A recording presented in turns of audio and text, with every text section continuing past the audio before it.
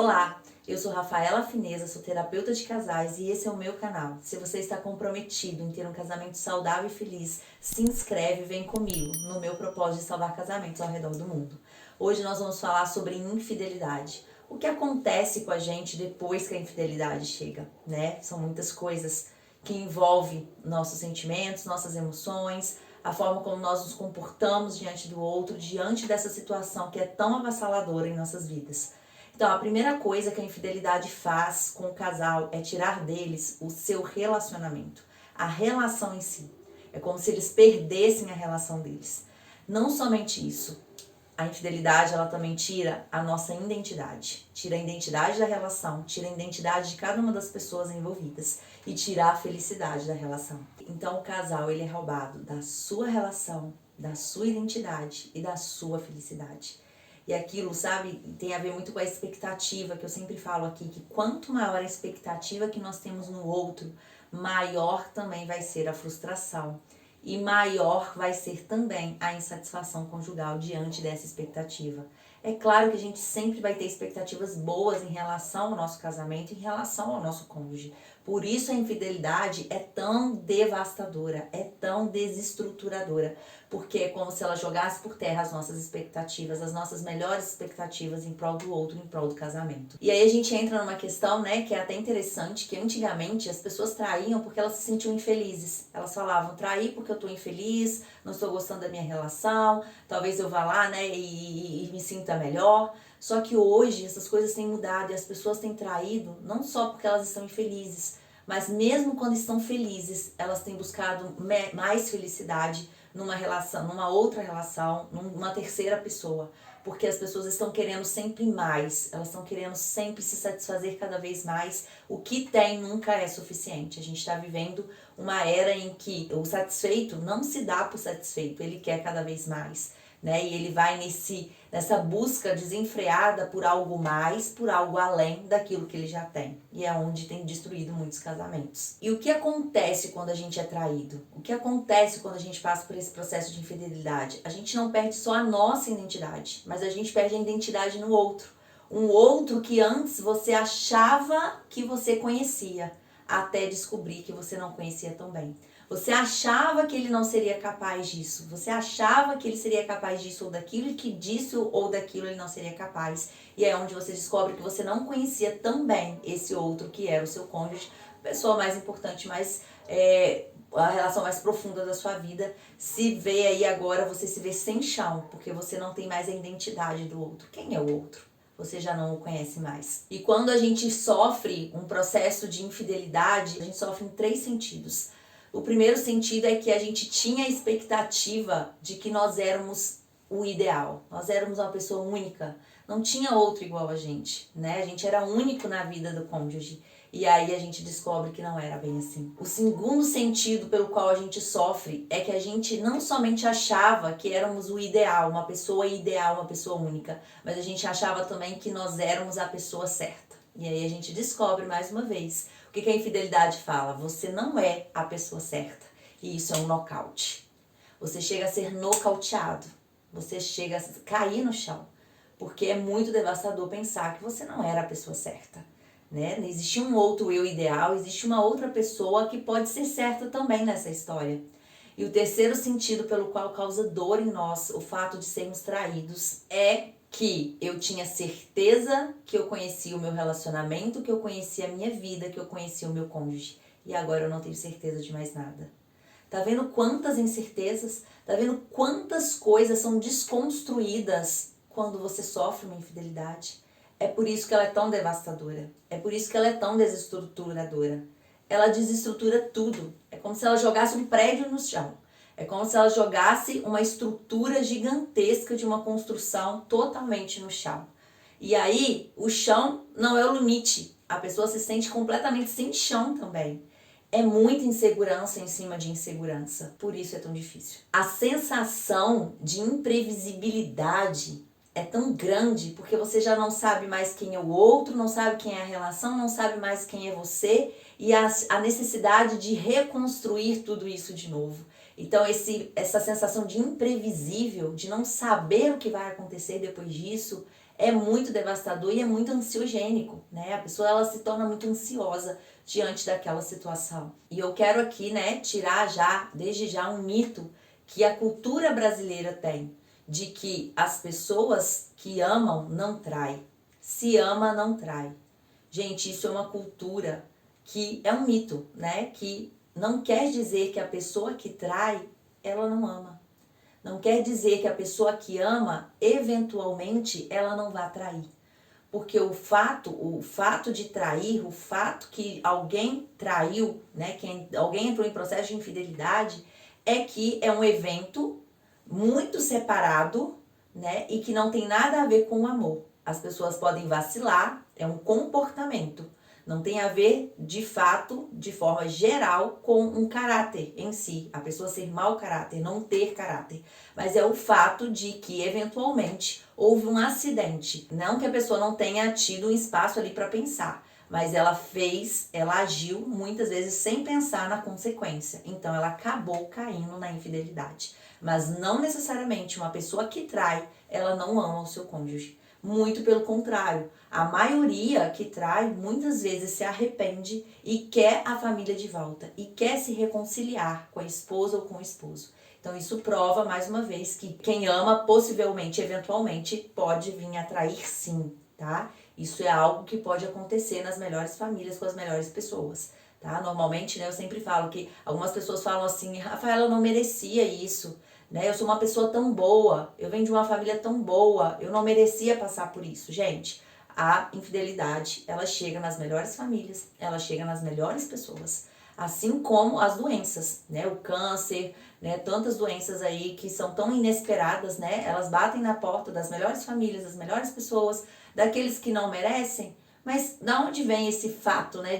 Essa situação de eu mereço ou não mereço? Na verdade, ninguém merece, né? Não existe uma pessoa que merece e uma pessoa que não merece. Na verdade, ninguém merece passar por isso. Muitas vezes a gente cai nessa questão, né, de julgar, fulano trai, então ele merece ser traído. Não necessariamente, né? Talvez ele não consiga enxergar o fato dele estar dentro de uma prisão, que é viver uma vida de traições. Não necessariamente ele precisa viver uma traição para ele enxergar. Talvez ele precise passar por um processo de terapia, um processo de autoconhecimento, um processo de aprendizado sobre empatia, sobre sentir a dor do outro, né? Um processo de realmente aprender sobre o que ele causa no outro quando ele trai. Mas não necessariamente ele precisa ser traído, ele merece ser traído. Então esse fato da gente sempre falar, minha filha não merecia isso, né? A minha amiga não merecia isso, na verdade nenhum de nós merecemos isso. Porque é algo muito desestruturador que eu não desejo nem para o meu próprio inimigo. Eu nunca vivi a infidelidade, mas pelo conhecimento que eu tenho, na experiência do consultório, atendendo vários pacientes, eu entendo que é algo que eu não desejo nem para o meu inimigo, né? Apesar de que eu não tenho inimigos. Um outro ponto é o fato de que as pessoas traídas, elas têm dois tipos de sofrimento. O primeiro é que ela foi traída. Isso é um grande sofrimento, pensar que você viveu uma infidelidade. O segundo ponto é que ela tem vergonha de ficar. Por quê? Antigamente, gente, as pessoas, as mulheres principalmente, elas eram obrigadas a engolir uma traição. Porque antigamente não existia tantos divórcios, não existia tanta separação, né? E a mulher, ela era muito dependente do homem, tanto financeiramente como emocionalmente, né? Em todos os aspectos da vida, ela era muito dependente do homem. Então, ela engolia a traição por conta dessa dependência, né? Mas hoje, ao contrário, as mulheres nem são obrigadas a engolir, e muito pelo contrário, elas são obrigadas a não aceitar a separação. A sociedade, né, as pessoas, a família juntam como se fosse num complô para que ela se vingue daquilo, para que ela se vingue da situação. E falas como, você é uma boba de aceitar, você é uma idiota de querer continuar com ele, né? Você é uma boba, uma bobinha, né? E esses termos, né, começam a surgir quando ela pensa na possibilidade do perdão, quando ela pensa na possibilidade de receber esse marido independente dessa traição. Então há muitos julgamentos, né? É como se várias pedras fossem lançadas contra ela quando ela pensa na possibilidade de restituição daquele casamento. E, gente, quem sabe do casal, sobre o casal, é somente o casal. Não queira, né, você que está ouvindo esse vídeo, que muitas vezes quis dar conselhos, quis direcionar alguém, que veio buscar conselhos com você sobre infidelidade, não queira dar conselhos para um casal que você não vive lá dentro. Quem tem que tomar essa decisão é somente o casal. Você pode direcionar num ponto ou no outro, mas nunca instigar uma decisão em cima daquilo que você acredita. Primeiro que, por exemplo, se você for solteiro, você não tem porquê você dar conselhos para uma pessoa casada, porque você não sabe o que é uma relação de casamento. Você não entende sobre ceder, você não entende sobre abrir mão, você não entende sobre se colocar no lugar do outro. Você entende sobre amizade, né, sobre relação de pai e filho, mas sobre casamento você não entende. E você que é casado e que viveu uma infidelidade, não ouça pessoas solteiras, pois elas não entendem nada sobre casamento. A segunda pessoa desqualificada, né, a primeira pessoa desqualificada para falar para você o que você deve ou não fazer é o solteiro ou a solteira. A segunda pessoa desqualificada para falar com você o que você deve ou não fazer são pessoas que viveram a mesma situação que você. Pessoas que passaram por infidelidade, pessoas que passaram por processo de divórcio, pessoas que viveram a infidelidade, não perdoaram e acham que com você vai ter que ser da mesma forma, porque como para ela não deu certo, para você também não vai dar certo. A experiência dela não representa a sua experiência, não representa a sua história de vida com seu marido, com seu cônjuge. Então, tome essa decisão por vocês mesmos. Não existe discurso do povo, não existe discurso da família, não existe votação dentro da família, até porque cada um vai sentir a dor de cada um. A sua família, de você que foi traído, vai sentir as suas dores, e a família de quem traiu também vai sentir as dores dele, vai tentar justificar por que ele fez aquilo, né? Então, isso é muito comum, as pessoas ficarem do lado daqueles, né, que tem mais apreço, que tem um carinho, um amor maior. Então, essas pessoas também, elas não são qualificadas para dizer se sim ou não, se você deve ou não, o que você deve ou não fazer. Então, escute o seu coração, escute o seu cônjuge, escute a história que vocês estão juntos, porque uma traição não representa a história de vocês como um todo. Vamos supor que vocês têm 15, vocês têm 20 anos de casado e vocês viveram eventualmente uma traição. Isso não representa os outros 19 anos e meio que vocês viveram juntos sem que isso tivesse acontecido. Então, o que você precisa colocar na balança é 19 anos de casamento, 3 meses de infidelidade. 15 anos de casamento, 6 meses de infidelidade. O que pesa mais?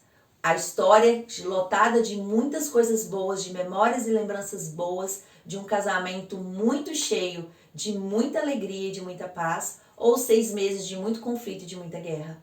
Isso cabe a você colocar na balança. Eu não posso pôr na balança para você, ninguém pode pôr na balança por você, somente vocês, você e seu cônjuge. E as pessoas, o que elas fazem também? Elas cobram por uma posição nossa. Elas cobram por uma posição, uma decisão. E quem disse que a decisão tem que ser de se separar?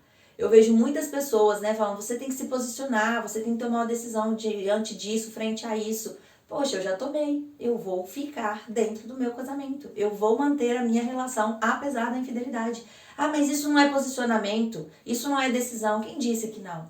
Quem diz que a decisão tem que ser para o fim e não para um recomeço, e não para uma nova história, e não para uma história que começa a partir dali, o que passou, passou? Quem vai decidir se a traição vai ser algo destruidor para a relação ou vai funcionar como um adubo que vai chacoalhar aquele casal e depois eles vão olhar um para o outro e vão realmente começar a ver a verdade sobre eles? Quem vai decidir isso é o próprio casal.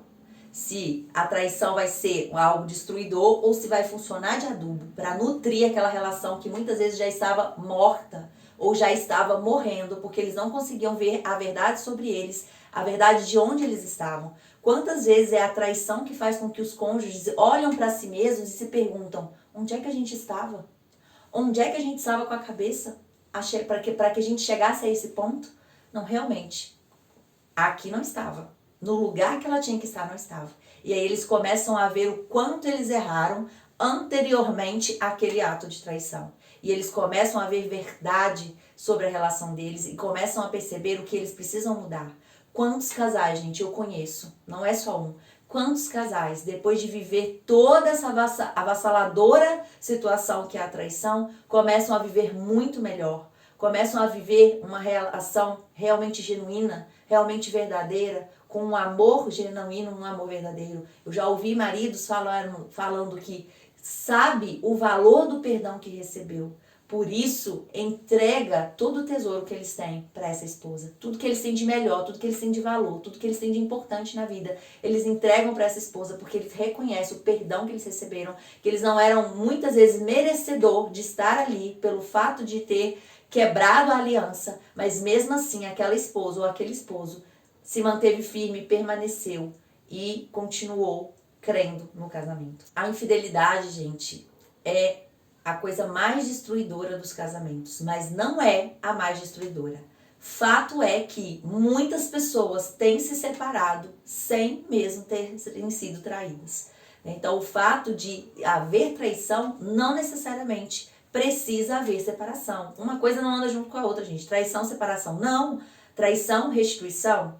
Traição, reconstrução. Traição, reestruturação. Olha quanta coisa também rima com traição, né? Então, traição, perdão, traição, arrependimento, perdão. Olha quantas coisas andam juntas, né? Podem andar juntas com o fato de ter acontecido uma infidelidade no seu casamento. Então, hoje, a vergonha é se manter no relacionamento. Antes a vergonha era se separar. Olha a inversão de valores. Agora, a vergonha é se manter no relacionamento. Gente, não viva essa inversão de valores. Não permita que essa inversão de valores mude a história, mude o destino da sua relação. Se você casou para ser feliz, casou para ficar junto, independente de muitas coisas que podem causar a infelicidade de vocês, e quando eu falo para vocês vencerem essas dificuldades, né, é claro que eu estou descartando aqui, colocando em exceção, violência doméstica. A gente não está falando sobre isso, o assunto é infidelidade, né? Então, é claro que se você estiver sofrendo uma violência doméstica, você precisa procurar as autoridades, você precisa procurar ajuda. Mas quando a gente fala de infidelidade, traição, existe recomeço, existe reestruturação, existe restituição. E não é vergonha nenhuma você se manter na relação. Vergonha é você não lutar pelo seu casamento.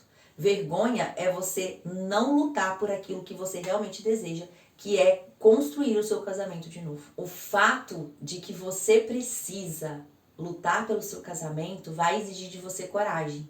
E coragem vem de coagir, né? De ação, de agir. Então você precisa agir com coragem. Você precisa agir mesmo tendo que vencer a vergonha de que as pessoas colocam você dentro dela, de que ficar no relacionamento é uma vergonha. E para isso acontecer, gente, para que você realmente lute, você que foi a pessoa traída, lute para ficar junto, lute pelo seu casamento, uma coisa precisa acontecer. Esse cônjuge precisa realmente se arrepender e entender o que ele te causou, a dor e o sofrimento que ele te causou. Alguns cônjuges muitas vezes queiram justificar o erro deles em outro erro do cônjuge, né? Por exemplo, eu te traí porque você fez isso ou aquilo, ou eu te traí porque você não fez aquilo ou outra coisa, né? Então, isso não é se arrepender, isso é justificar o erro no outro. E não existe justificativa. Existe possibilidade de que o outro também tenha errado? Sim. Numa relação conjugal, nunca um só está errado, né? Exceto raras exceções. Então sempre vai haver erro dos dois lados, porque um erra, o outro começa a errar em cima daquele erro e ali vai num erro sem fins, né? Então o problema é esse cônjuge realmente não se arrepender profundamente e entender a dor que ele causou no outro. Se ele entende a dor e o sofrimento que causou no outro, fica bem mais fácil para o cônjuge que foi traído. Uma outra questão, né, que as pessoas sempre falam sobre a infidelidade é a questão do caráter. Algumas pessoas falam, eu acho que é falta de caráter. Você não tem caráter, por isso você me traiu, né? Ou então te falta caráter. Gente, não necessariamente, tá? Uma coisa é o ato. O ato é sem caráter. Foi um péssimo ato. Um ato mau caráter. Um ato feio. Não foi legal, né? Foi um ato péssimo, que é o fato de que a pessoa te traiu. O outro é a pessoa. É uma pessoa gente boa. É uma pessoa que você ama. É uma pessoa que te ama. É uma pessoa que até aqui agiu muito bem e caminhou muito bem e seguiu as coisas de forma muito correta. Só que, eventualmente, aconteceu o fato de que ele acabou agindo sem pensar nas consequências. Então, ele teve um ato de mau caráter. Teve um ato mau caráter, um ato feio, né? Mas não quer dizer que ele realmente não tenha caráter. Porque se ele se arrepende, por exemplo, Ele tem caráter sim, senão ele não se arrependeria, né? Agora, querer julgar um ato como sendo uma pessoa realmente não ter caráter por conta daquele ato, chega a ser injusto, né? Porque, por exemplo, eu não sou uma pessoa com mau caráter, mas eu já fiz coisas que eu me arrependo, né? Eu já tive atitudes que eu me envergonho, que eu me entristeço por pensar que eu tive aquele tipo de atitude. Então, não necessariamente eu não tenho caráter pelo fato de eu ter feito algumas coisas que eu considero coisas que não foram legais, né? Então, todos nós estamos sujeitos a erros. É uma coisa que eu sempre falo também lá no meu Instagram, nas caixinhas de perguntas, né? Que nós estamos sujeitos a erros o tempo todo. E é uma escolha, né? Você precisa escolher aceitar que o outro erra também. Nós estamos sujeitos a erros o tempo todo. Nós erramos o tempo todo. Aí quando o outro erra, eu não vou aceitar que ele tem o direito de um perdão, de aceitar que ele pode se arrepender e pode mudar, né? Então, quem sou eu para julgar o erro do outro? Se eu sou cheia de erros. Ah, mas traição é traição. Traição é um ato sem pensar, né? É claro que existe pensamento. A pessoa não vai lá de forma irracional. Só que quando eu falo sem pensar, é sem pensar nas consequências da dor que ela vai causar no outro. Então isso sim é muito difícil. Quando o outro não pensa nas consequências, ele acaba caindo naquele erro. A consequência, ela existe para nos frear de alguma forma. Quando eu penso, vou fazer isso, mas aí eu penso na consequência, eu desisto de fazer aquilo porque a consequência é dolorosa demais. E aí eu não faço. Um outro ponto também da infidelidade é quando as pessoas pensam assim, poxa, Rafa, eu tive tantas oportunidades e não fui. Que idiota que eu sou. Eu tive tantas oportunidades de trair e não traí. E ele acabou me traindo. Olha que idiota que eu sou. Quem disse que você é idiota? Você não é idiota. Você é consistente nos seus valores. O que o outro fez não quer dizer que você tenha que fazer também. É onde muitas pessoas entram no processo de vingança. Ah, eu vou me vingar. Ah, agora ele vai ver. Né? Eu tenho uma amiga, né? Eu lembro de um exemplo que uma professora minha me deu, que um casal, né, a esposa traiu, e aí o marido, querendo se vingar com aquele espírito vingativo dentro dele, ele começou, agora eu vou trair também, tem até uma amiga dela que me dá bola, então eu vou lá agora ela vai ver. E aí a minha professora disse, peraí, você tem desejo por essa pessoa? Você realmente quer ficar com essa pessoa? Não, não tenho desejo, não quero ficar, não tenho vontade nenhuma. Então você vai lá pelo simples fato de querer realmente se vingar? Isso faz parte dos seus valores? Isso faz parte daquilo que você acredita que um cônjuge deve agir? Então, a pessoa ir lá por vingança vai fazer só com que ela se sinta ainda pior.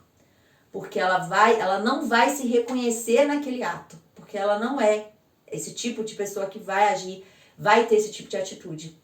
Então, ela não vai se reconhecer ali. Muitas vezes ela vai sair dali, muitas vezes não, com certeza ela vai sair dali pior do que como ela entrou. Então, não justifica você se vingar tendo a mesma atitude que o seu cônjuge tem, que você abomina. Então, você não concorda com a atitude que o seu cônjuge tem, você acha um absurdo o que ele fez, chega a doer em você o que a atitude dele te causou, e você quer causar a mesma coisa nele. Faz sentido isso? É, no mínimo, contraditório com aquilo que você acredita. Então, se você não se rendeu aos prazeres, àquilo que te ofereceram, você não é um idiota. Você é consistente nos seus valores. Você é diferente do seu cônjuge. E isso te faz ter um valor diferenciado. Um outro motivo que faz com que as pessoas traiam é buscando completude. É buscando serem mais completos com o outro. Gente, vocês não vão se sentir completos. Vocês não vão conseguir tampar as falhas lá da sua infância, as falhas do seu casamento, as suas falhas em relação aos seus pais, em relação à sua história de vida, em relação ao seu ambiente familiar. Você não vai conseguir tampar essas falhas com traição. Você só vai conseguir trabalhar essa questão da completude em você buscando valores e princípios que tem a ver com você, com o seu cônjuge, com a sua família, com a sua história. E as pessoas sempre perguntam como superar a traição, como superar essa infidelidade. E aí o primeiro ponto, e pode-se dizer o único, é suportar. Não ir embora e não mandar embora. Gente, ir embora não vai resolver e mandar embora também não. Muito pelo contrário, pode piorar, né? O outro vai e ele começa a ficar mal na casa da outra pessoa que ele for ficar hospedado, né? Então ele começa a se sentir distante da relação da família, começa a sofrer. Já vi casos das pessoas ficarem sem comer, emagrecer, né? E o cônjuge traído não consegue ver a diferença do outro, não consegue ver o arrependimento do outro uma vez que ele está distante. Mesma coisa o cônjuge traído, ele se sente sozinho, ele se sente abandonado, ele se sente triste, né? Então tudo isso vai influenciar para o mal. Então, o que faz com que vocês consigam enfrentar a infidelidade é estarem juntos e suportando o outro, suportando as dores, suportando os sentimentos difíceis, os sentimentos angustiantes que vão vir, mas que é possível superar se vocês estiverem juntos ali lidando um com o outro. Uma situação que acontece com todos os cônjuges que passam por traição é o fato de existir flashbacks. O que são os flashbacks? Os flashbacks são pequenos flashes do passado que ficam na nossa cabeça, começam a vir quando a gente está assistindo um filme, quando a gente está assistindo uma novela. Por exemplo, vem uma cena de traição no filme, vem um flashback de tudo que você viveu. Vem uma cena de uma novela de traição, vem um flashback. Você passa em frente a um motel onde tudo aconteceu, vem um flashback. Alguma música falando sobre traição, flashback. Algum assunto na roda de amigos sobre traição, flashback. Então, todas as coisas que te lembrarem traição vai causar esses flashbacks que vão trazer a lembrança daquela sensação angustiante e daquele sofrimento que você viveu quando viveu a infidelidade. Então, isso principalmente no início, isso é muito comum nos primeiros meses. Então, cônjuge que traiu, né? Que você que está assistindo aqui, você que foi traída, passe isso para o seu cônjuge. Esses flashbacks são muito comuns e eles vão acontecer nos primeiros meses. E o cônjuge que traiu, ele precisa ter muito cuidado. Ele precisa acolher esse cônjuge traído com muito cuidado, porque esses flashbacks, eles não tem como correr deles. E quando o cônjuge falar assim, eu lembrei da situação que você me traiu, eu lembrei da fulana, eu lembrei do fulano, veio aqui agora, passou tudo na minha cabeça, é o momento desse cônjuge abraçar e falar, eu tô aqui, você sabe que eu me arrependo disso, e trazer à memória daquele cônjuge tudo que fez com que ele superasse. Eu tô aqui com você, eu me arrependi, eu nunca mais vou fazer isso de novo. Independente do que aconteça, eu vou estar do seu lado, eu te amo e eu quero você. Fazer essas reafirmações para o cônjuge que viveu o flashback naquele momento vai ser extremamente acolhedor e vai passar segurança. E isso vai trazendo a confiança de novo para o relacionamento. Então, o legado de traição que cada casal vai ter vai depender de cada casal. Vai depender das ambas as partes que estão ali vivendo aquilo. Se é um legado de ódio, um legado de muita raiva, é isso que vocês vão ter para sua vida. Mas se for um legado de perdão, de amor, porque o amor restaura o amor. Porque o que restaura o amor é o próprio amor. Não se restaura amor com ódio, não se restaura amor com raiva, não se restaura amor com frustração, com o sentimento de decepção. Se restaura o amor com o próprio amor. O amor é curador. Ele tem esse poder de cura. E aí, pra gente finalizar, uma palavra sobre perdão, né? Que perdão não é amnésia, gente. Perdoar não é esquecer. Vocês não sofrem de amnésias. Perdoar é lembrar da situação, porque vai ser sempre lembrado, vai sempre estar na memória. Mas é lembrar da situação e aquela situação não te causar dor. Pensa numa ferida que você tem, uma cicatriz que você tem no seu corpo. Você olha pra ela, você não sente dor, mas você sabe que ela tá ali. Você sabe que ela existiu em algum momento da sua vida e que causou dor, mas que hoje não causa mais. Então, perdão, se vocês entenderem que o perdão não é pro outro, o perdão é pra si. O perdão é para tirar o lixo estocado que está dentro de você. Então, o perdão é muito mais para si mesmo do que para o outro. O perdão é para te libertar daqueles sentimentos ruins de vingança, de ódio, de raiva, de decepção. E uma frase para finalizar, que os dispostos, eles se atraem. Legal essa frase, né? Porque se você se dispõe, você consegue viver bem. Se você se dispõe, você consegue perdoar. Se você se dispõe, você consegue restaurar sua relação, independente do que tenha acontecido. Faz sentido para vocês? Mesmo que você tenha vivido uma infidelidade, é possível seguir casada e é possível ainda você ser muito mais feliz do que você era antes, acredite. Cuidado com as pessoas desqualificadas que não têm condições nenhuma de te direcionar. Procure um profissional que possa te ajudar a restaurar o seu amor com o próprio amor. Gente, muito obrigada por terem ficado comigo até aqui. Espero que vocês tenham gostado. Compartilhe com alguém que realmente precisa ouvir isso.